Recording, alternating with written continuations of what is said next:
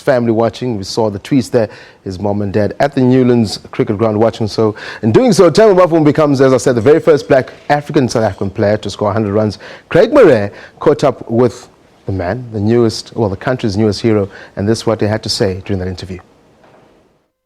I think obviously Bavuma played magnificently well today, didn't he? I thought right from the start, his first scoring shot through extra cover, he played superbly. It was a fantastic innings, wasn't it? As I said, from start to finish. I mean, he gave one opportunity, he gave a tough chance, but I thought he played brilliantly. He really did play fantastically well. You know, he front and back foot, both sides of the pitch. It was an outstanding innings, and you know, he looks a very, very talented player. I am born here in Cape Town. I'm in cricket. This is where I learned cricket, the passion. You know, it grew from here. So, you know, having been able to achieve this kind of milestone, you know, at my favorite ground in the world, I think it makes it a bit more special. But especially from what I saw today, he's a tough competitor, honest man. He did come hard, you know, everything in the spirit of the game, and then afterwards, you know, after I reached the milestone, you know, he was man enough to come and say, you know, congratulations, and that's something you can respect in the man. I think, you know, a lot of satisfaction, obviously, just getting that first 100. You know, I've been yearning for it. I've been fighting for it. So just getting that one under the belt, you know, and just looking forward to the future ones if they do come. You know, at first, you know, cricket was always just a passion. I just played it simply for the love of it, just sport in general. So when I made the SA school side in under 19, that's when I kind of got the realization that, you know, cricket can be more than just a passion, but it can be something that I do to inspire other people. I think when I made my debut for South Africa, I came to be a bit more aware and realize what the significance behind it all. You know, it's not just me, you know, making my debut for South Africa, but it's almost being a model and inspiration for other kids, you know, black African kids, you know, in particular, to aspire to. So I think, you know, in achieving, you know, this kind of milestone, that will strengthen that example. I look today at the kids who are there for the KFC during lunchtime, you know, and half of those kids come from Langa, and you know, half of those kids know my name. So, you know, whenever I go back to Langa now, I know I'm going to have those kids running around me. So, I mean, there's a greater significance about it, you know, a lot of pressure, but then again, it is international cricket, and it comes with a lot of pressure. But I mean, tomorrow we'll come out, you know, in the first session, we'll come out searching hard, you know, for a couple of wickets. You never know, you could get one could lead to two could lead to four, and hopefully they crumble. Day 4 at Newlands Cricket Stadium, PPC Newlands that is, was always going to be a tough one for both teams on a pitch that offered several chances but very few wickets. South Africa started the day still needing 276 runs just to wipe out the deficit on that England first innings. Ray Jennings, Alvira Peterson with me. The day started, I suppose, as anticipated, with Hashim Amla just climbing into the runs once more. Yeah, I think South Africa played well. Certainly that first session where Hashim Amla and du Plessis made sure there's no damage came lunchtime, and that's exactly what they wanted. They wanted to start well again.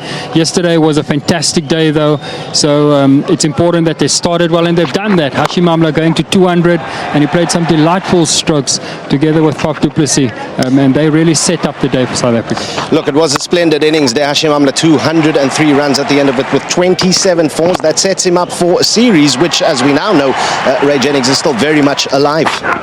Yes, I would have thought with regard to the declaration that Hashim Amla would have actually looked to declare him as probably at lunchtime tomorrow and let the English bat last on that wicket.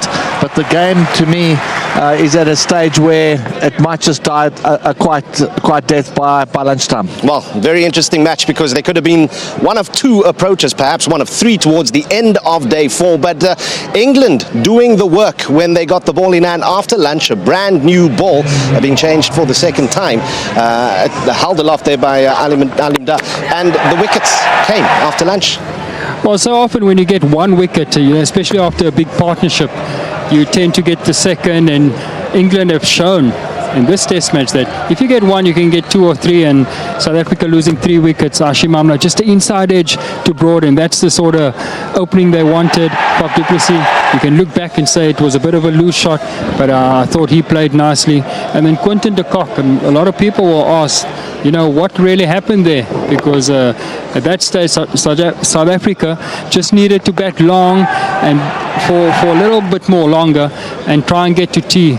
Quinton de Kock didn't help the cause. Simple case, Ray Jennings, of the style of batsman just can't help himself when it's there to be hit. Yeah, I think the tactics were to bowl the ball short. I mean, they got Hashim Amla the very similar way, not coming forward quick enough. And we know Quinton can hook, and they've done their homework.